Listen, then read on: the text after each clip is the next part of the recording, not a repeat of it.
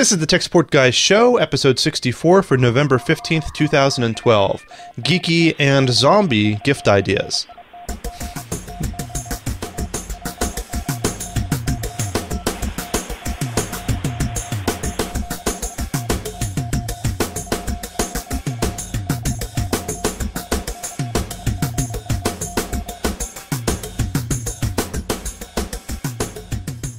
Welcome to the Tech Support Guy Show. I'm Mike Cermak, known on the site as Tech Guy, and with me is Dan.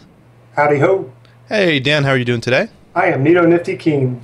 I'm always glad to hear that. And today we're going to talk about some gift ideas for that geek in your family. It's always difficult to buy for geeks because non-geeks don't really know what to get. So we have a couple different ideas. We're going to start out with some, I think, very popular ones this year is going to be the tablets. What kind of tablets do you recommend, Dan? So there are actually three of my top four tablets are Android-based tablets. I'm going to go down the order of my preference, starting with my most preferred. That's the Nexus 10. The Nexus 10 is a Google flagship tablet that's produced by Samsung. 10 inches. It comes in a variety of storage, 16, 32, and there's also a 3G version available. It runs Android 4.2. That's still Jelly Bean, but it comes with Android 4.2 comes with a neat feature of multiple accounts. And what I mean by multiple accounts is like on your computer where one user can log in and once you log off, another user can log in, or even on Windows computers you can switch accounts. The same thing exists for Android 4.2. Yeah, that's awesome. I think that's such a huge deal for tablets, and I'm surprised Apple hasn't jumped in on that yet.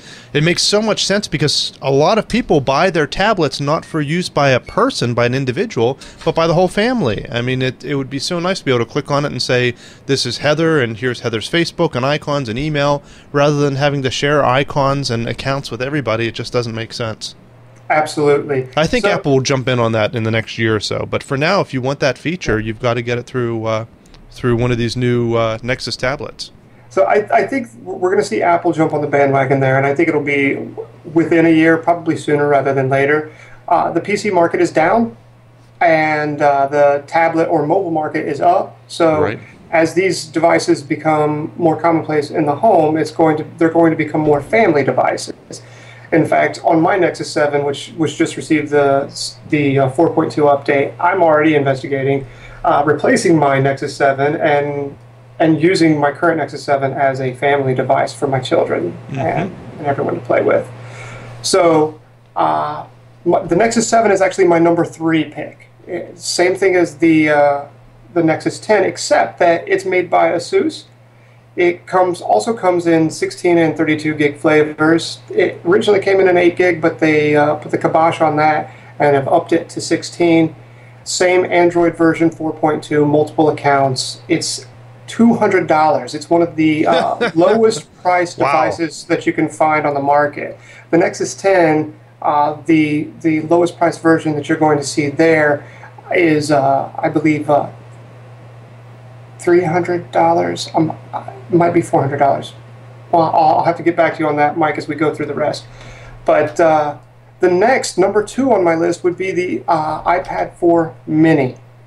Specifically the Mini. The Mini comes in at $329, so it's more expensive than comparable sized tablets in the Android realm, but it is what you've come to know and love from Apple. All of the apps that you know and love from Apple. That's right, all of the apps that you know and love. $329 really isn't that bad for a device like that, and in fact they're selling like crazy. Just today, in fact, $1.5 million worth of iPad minis were stolen from an airport. Wow. Yeah. Well, the news article. Someone's going to have a good Christmas. Yes, I think so. $1.5 million worth of iPads. That's something. So it's getting rave reviews from the people who know and love Apple products. It's not one that I necessarily want myself, but I definitely see our fans out there having someone who wants an iPad 4 mini. Right on. I think you're right. Number 4 on my list. That's the Kindle Fire HD. It comes in a 7-inch version and an 8.9-inch version. The 8.9-inch flavor also has 3G capabilities. So the 7-inch version of the Kindle Fire HD is priced exactly the same as the Nexus. It comes in, it's a real sweet spot, $200. Amazon is actually making money off of these now, just a little bit, about $5 per device, but it's really tied into Amazon Marketplace. So ordering from Amazon, Amazon Prime Video, your Kindle library, all of that is nicely tied together. The screen is really nice to read on, especially at night. I have not had my hands on the 8.9, but my wife does have the 7-inch version, and she uses it almost more than she uses her laptop now. Definitely recommend this device. $200, you can't beat it. That's excellent. The only downside to the Kindle Fire, as opposed to the Nexus, is that it's a customized version of Android, which is not necessarily a bad thing, but it's so tied into Amazon that you can't do anything else with it. You have to root the device in order to sideload applications and get applications that are outside of the Amazon Marketplace. And there are applications that they do not allow in their own custom Android marketplace. Well, and I suspect, though, that most of the people who use these sort of devices, the Kindle and so on, don't mind being locked in a little bit. I mean, they're getting it to be able to shop with Amazon, and you're getting an iPad to shop with Apple. Yeah. Well, you know me, Mike. I want to buy gadgets just to buy gadgets. I understand. And you like the open source stuff. You like being able to go in and do what you want to do with it. And it's worth knowing that that is a difference between them. But with the Kindle Fire, I want to get my wife a new tablet, and she has the original Kindle Fire 7-inch version, and I find myself, as I'm talking through the benefits of going with like a Nexus as opposed to a Kindle Fire, because she uses the Amazon Marketplace, the Kindle apps so much, and even the library lending, which is not available necessarily on Kindle applications other than a Kindle device. Right. I'm talked back into getting her the new Fire. Right, and that's a good point. For those who don't know, a lot of libraries, even here in Franklin County, Pennsylvania, have books available for lending electronically, but only for devices that are certified for that purpose. They, of course, are worried about copyright infringement and people copying those books. Yep. So Kindle Fire is definitely, it's a close second behind the Nexus for me. Right on. Cool. All right. All right. Let's mix things up a little bit. Let's hit a weird one. How about the Tetris Alarm Clock? I would definitely go with the Tetris Alarm Clock. I got to tell you, I once bought myself a binary clock. Did you? Do you still have it? I do. I don't actually use it, but I do still have it. I always thought those were pretty cool, too. And, of course, the binary clocks and the Tetris animated alarm clock, both available from ThinkGeek. And, really, you can't go wrong with ThinkGeek. If you're looking for anything for that geek in your family or in your life, that's a great place to go. They have all sorts of geeky things, and if you can't find anything, just get a gift certificate there. It's a pretty safe bet. But the Tetris Alarm Clock is kind of neat. It's a LCD display that shows the actually I guess it's an LCD that shows the time, and it's changing as blocks move down, just like the Tetris game. It's kind of cute, and the best part, of course, is that the alarm sound whenever the alarm clock goes off is the Tetris theme song.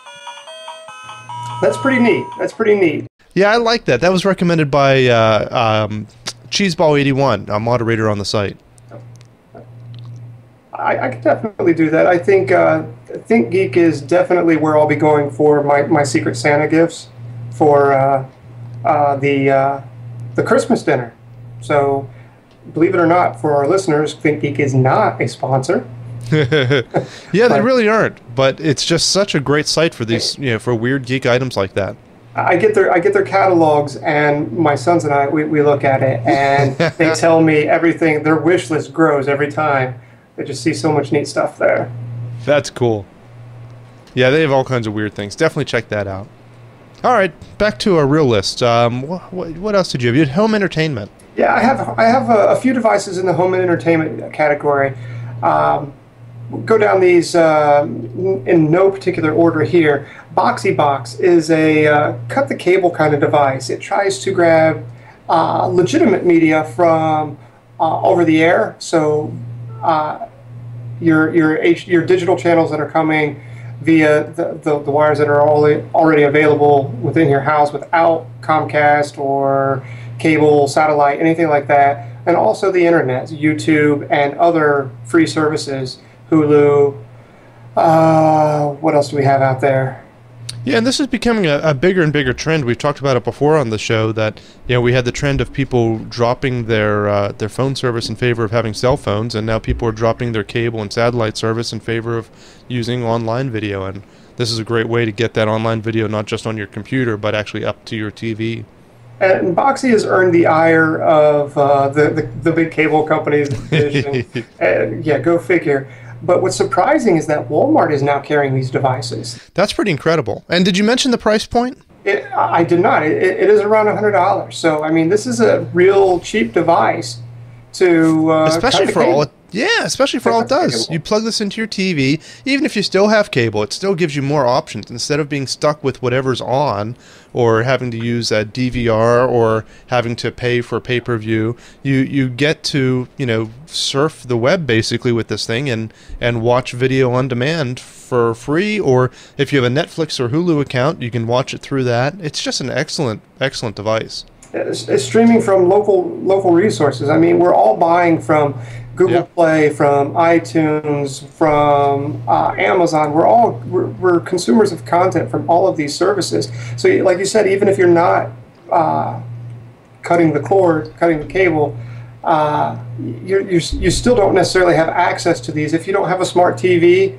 this is a great buy to make your regular LCD TV or LED TV a smart TV. And even a lot of the TVs that are marketed as smart TVs are really terrible. They're just really slow and don't work well and are clunky. And for $100, I mean, I don't know how you could go wrong with this. It's just a great solution.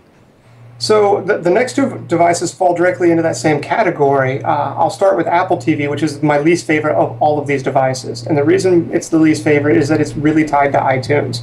Now, one of the benefits it does have, if you have Apple products already, it does have AirPlay. So if you have a movie on your iPad or your iMac or what have you, you can use AirPlay to stream it to your Google TV device and show it on your big screen TV. Not your Google TV, your Apple TV. I'm sorry, your Apple TV. Thank you. You were just checking to see if I was paying attention. Yeah. The Google TV is my preferred, but again, the reason that I don't necessarily want to recommend Apple TV above Google TV is that you're tied into iTunes too much.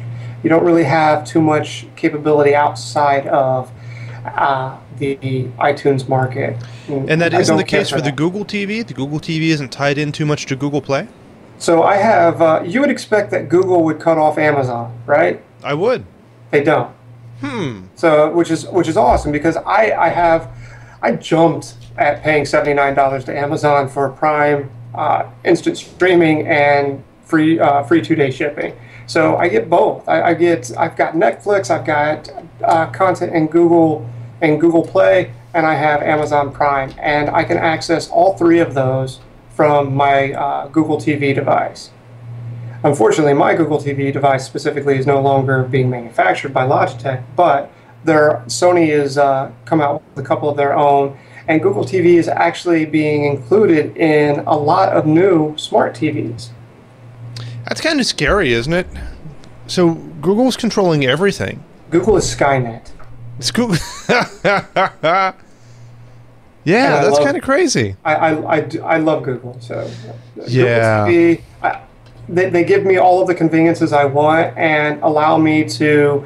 The Google TV allows me to plug in a USB drive or stream from my PlayStation Media server, so I can access content that I have downloaded legitimately and stream throughout my house on any of my devices that support it. Google TV does. So definitely my favorite. So if you're not getting a TV or DVD player that has Google TV already built into it, you're going to get this Vizio Co-Star, which is the set-top device similar to the BoxyBox. Yep. And that's also $100. So you would go to for this Vizio CoStar Google TV device over the Boxy Box for $100? I would. Huh, interesting. Because I'm never going to cut the cable. Uh-huh. I'm not. I subscribe to. You heard a list of services there, but you know I've got Comcast and I've got premium channels, and I record on my DVR on Comcast, and I use HBO Go to download or to view content over the internet. So yeah, nope, not cutting the box. And I guess the point that you're making there is that with this Google TV box, you actually connect your cable TV through it. Yes. So that while you're surfing the web or downloading videos or doing whatever, you can actually watch your regular TV in the background. Yep. So that's kind of neat. And Google TV is Android. Uh-huh. So just let that sink in for a moment for our listeners. That means that all of the apps that are available for Android will potentially be available for Google TV, which is pretty amazing. Can you imagine your tablet device becoming your controller, your game controller, and you download a game and you're playing Angry Birds on your TV? I can't imagine that. Yeah, I don't want to do that. I'm not a gamer. I don't play many games, but I can see my kids doing that. Sure. Interesting. Yeah. All right, so those are the three devices that are kind of in the same category. The last one, and they're relatively cheap. The last one is not, and it's definitely high on my Christmas list, mostly because I just can't justify the amount of money it would take to make my house a wireless hi-fi house. Sonos has a wireless system. I'm sure some of you have seen the commercials. It will allow you to stream wirelessly in a high-fidelity format throughout your house. Unfortunately, it costs about $400 a room. Ouch. Now that's really an expensive gift for someone who must really like music. Yeah. To pay that much to stream high-quality audio. Right. If you have seen my children dance anytime a musical instrument is played, you would know why. I want to be able to, like, you came over for the housewarming, right? So when I have people over Christmas time or Thanksgiving, I want to have, music playing in every room. And I don't want to have different music playing in every room. I want to have the same music playing in every room. There's got to be a cheaper way of doing that, but I guess if you really want high quality, you could wire your house. Yeah, that's true. My house but I've got to believe that your kids would dance to low quality music as well. Absolutely, my kids would dance to the radio. We were playing some Michael Jackson YouTube videos the other day. Oh wait, that's not low quality. That's just made a joke there. No. I'm a little slow. I'm a little slow tonight. Very good. Okay. Moving on then. What else do we have to talk about? So I had a couple other suggestions. One was the GoPro Hero 2. And this is a camera, we've mentioned it before on the air, and maybe I need to do a show just on it to talk about some of the features of it. Keep saying that and you never do it. I know, I'm going to have to. What I'll have to do is make an excuse to get their new camera. The Hero 3 isn't coming out right now. And it's at the same price point for the basic version, for the basic version of the Hero 3, which is basically the same as the Hero 2, except it has Wi-Fi. And then there's also higher end versions of the Hero 3 that does some incredible images. But for your average person, what this device is, it's a small, compact, very rugged camera that can be attached to helmets or bicycles or cars, or in my case, airplanes. I like to attach it to the airplane whenever I go flying, and I have a bunch of videos that I've recorded with the GoPro at pilotmike.com. You can check that out. But it's great for people who like to go outside for whatever reason. Dan and I don't go outside, but if you know a geek who for some reason goes outside, this is great to actually record it and document, and they can put it on YouTube and prove that they go outside and do these kind of things. It's great for skiing and swimming and diving and all sorts of crazy things you can do with it. Oh, yeah. Yes, I guess. Yes, believe it or not, the casing diving. that goes around it. Yes, scuba diving. Yes, that is what I meant. Yes. And driving. And, I have a friend of mine who goes down to a racetrack and races, and many of the other vehicles there have these GoPros attached to them to record it. It's a neat device, and if you look around a little bit, a lot of the Hero 2s are on sale right now, as some of the different stores are getting rid of them in order to stock the Hero 3. So you might be able to get a real good price on it right now, and the quality is basically the same between the two of them. So if you can what's the quality again? 1080p. 1080p. Nice. 1080p, man. It is high quality, and with the real expensive version of the Hero 3, it even has the new 4K video recording on it. Yes, ultra. It's ridiculously high resolution. I mean, much more than what the average. And the other thing, of course, is these things can be set for very high frame rates, 60 frames per second, and I think the high-end Hero 3 can even go to 120 frames per second or something crazy like that, which means that if you're recording some very fast-moving action, you can actually slow it down and watch slow-mo, and it still looks pretty good. So, Mike, when you're using this on the plane, I assume that you've taken some friends up to do flyovers of their neighborhoods and things like that. Have you used any stills you were able to capture from the GoPro to print out for these neighbors or friends? No, I haven't. I've just made it video. I haven't used it for stills. And, you know, you have to imagine 1080p still isn't great for stills for printing.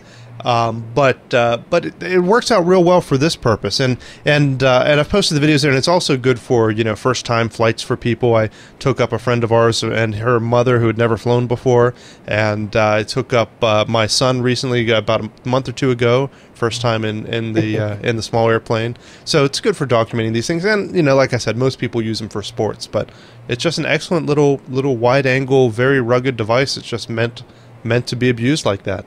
Nice. Yeah, I like it a lot. I'm a big fan of them. They're great quality. And there's some competitors in that area as well, and we will have to do a special on that. So while we're talking cameras, I just have to throw this in there real quick. Samsung now has an Android-based camera. Really? Yes. I believe it's called a Galaxy. Go figure. Well, that's not confusing at all. Well, see, you know, Samsung and Google, they like to keep it simple. So it is a wireless camera, so it's got Wi-Fi built into it, so that you can you can send the photos wherever you want immediately. It's almost like a dumb phone. You know, that's pretty smart, actually, except with a good lens on it. That's pretty smart. Yeah. I could see people really liking that, because with my digital camera, I take the picture, and then 3 to 6 months later, I get around to looking at them and sharing them. Exactly. And I think that that's not uncommon. Having it, right. You know, and most of the pictures we end up sharing are the ones taken on the phone, because it's just so freaking easy to share them that way.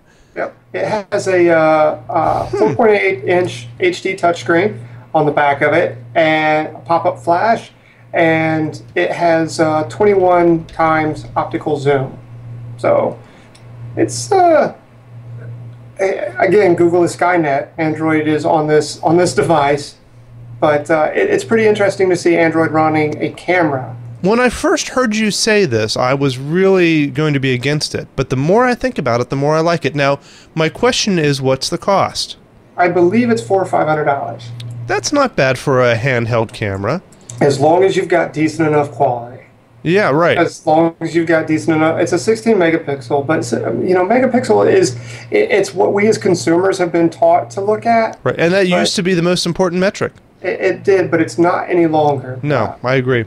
So look at full reviews on this device before you go out and make that purchase, but it's definitely something to take into consideration. I could see this really expanding, though. That makes a lot of sense. Photojournalism. If you're at an event and you want to be able to live blog about an event, whatever it is. Yeah, instead of using the little camera on your phone. This is a perfect way. Now, you might be using your phone to do some tethering for your Wi-Fi camera, but... Right. That's excellent. That's an interesting device, Dan. I like that. Huh.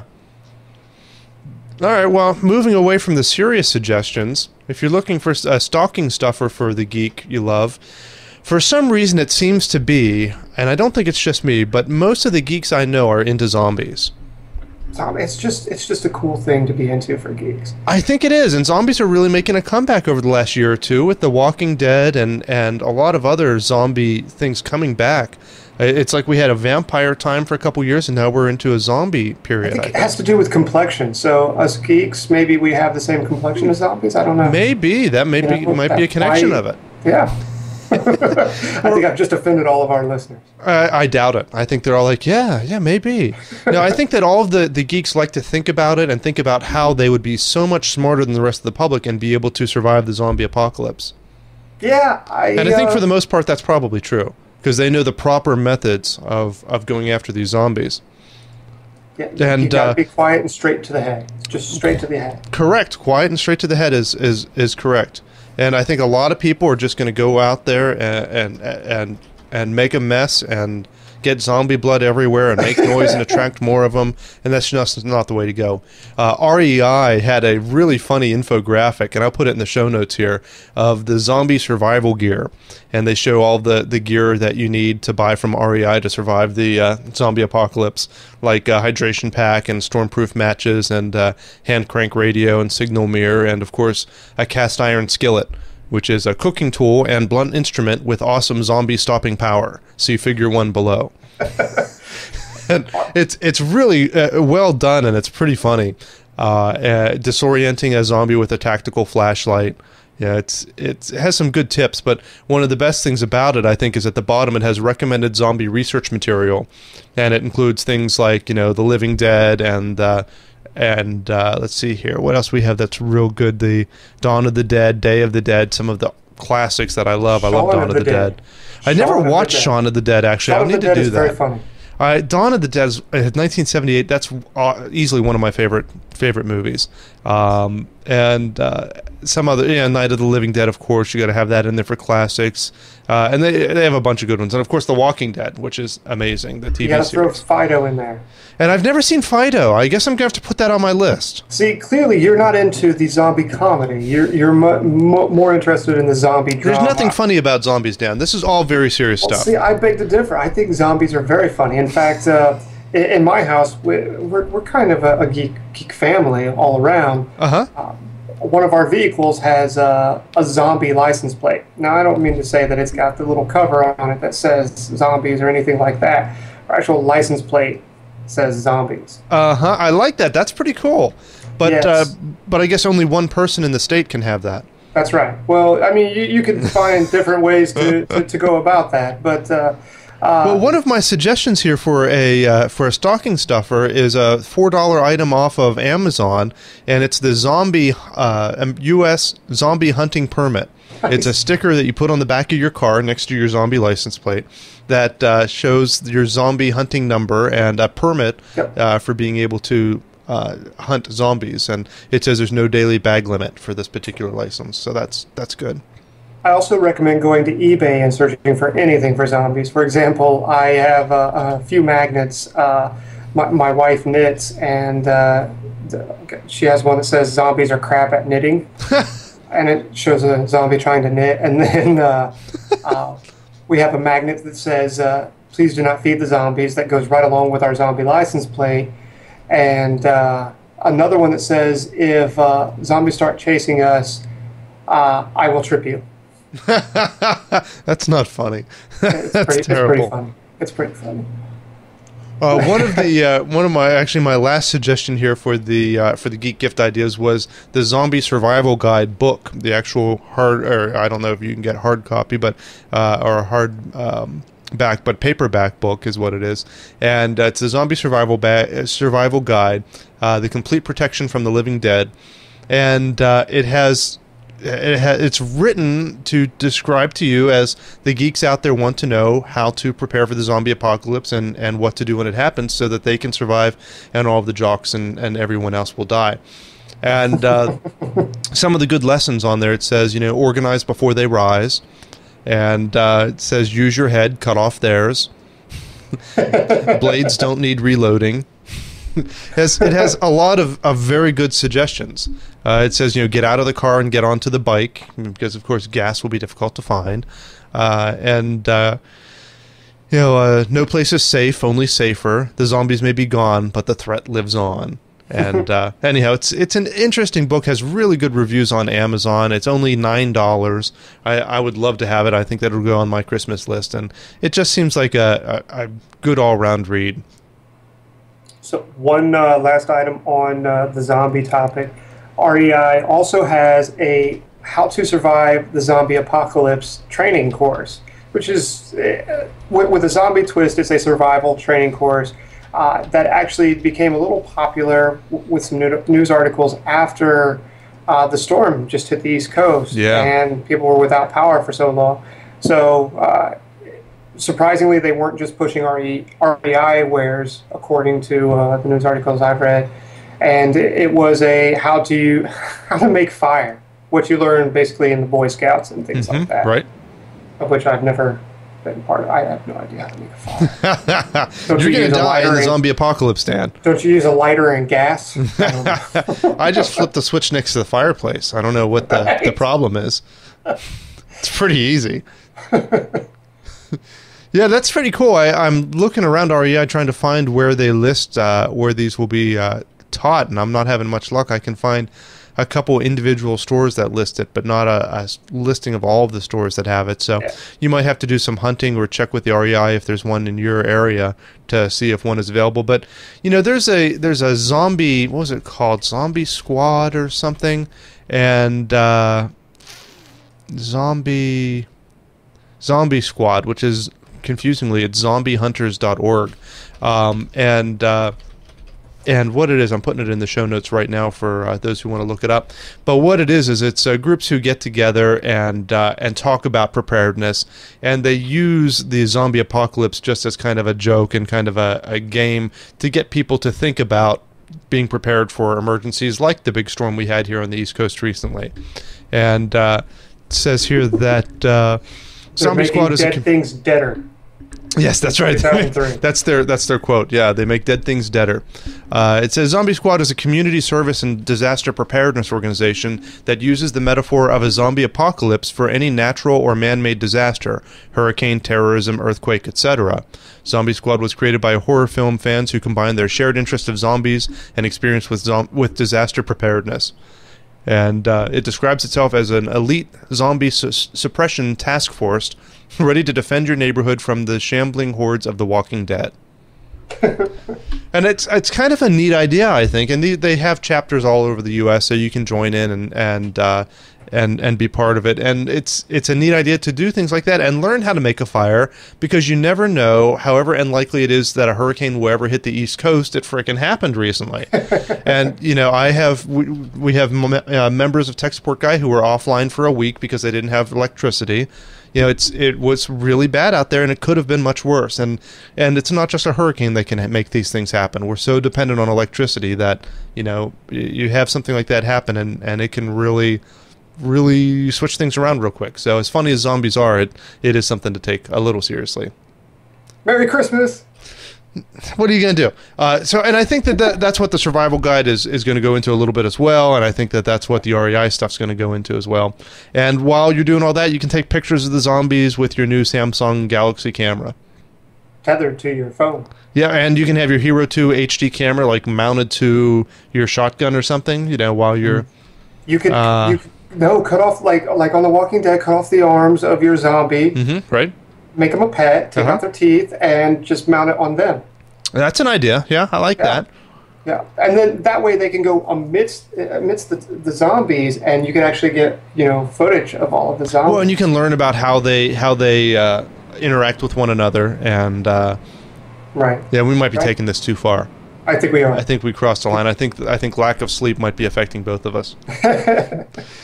All right, that's the end of our suggestions. We're eager to hear your suggestions, though. At the bottom of this video down there, put in some comments. Let us know what's on your Christmas list, because very likely, or any kind of holiday list, I don't want to be too specific, but very likely other people are going to be watching this and looking up at this video, trying to get ideas for the geek in their life. So if you have an idea that you think would be great for geeks, by all means, write it in the notes below so you can share that idea with others. And like and share this video. Let other people know that we are out there. You can find the show notes and past episodes at techguy.tv. And Danny, thank you very much for joining me. Sure thing. My pleasure.